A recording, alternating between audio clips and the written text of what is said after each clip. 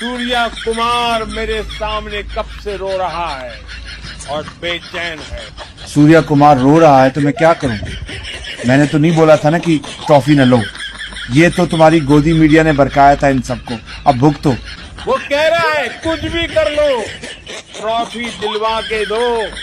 हमने कोई गलती कर दी है। हमने ट्रॉफी मोहसिन साहब से नहीं ली। मैंने सूर्या से कहा, साले किस चावल वाले इंसान ने तुझसे कहा था कि फाइनल जीतने के बाद ट्रॉफी मोहसिन जी से मत लेना।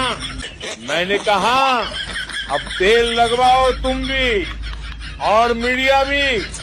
सालों आगे राफेल वाली बस्ती नहीं खत्म हो रही। अब तुम सालों ने ट्रॉफी भी मोहसिन नकवी साहब के हवाले कर दी। अब सब रो रहे हो।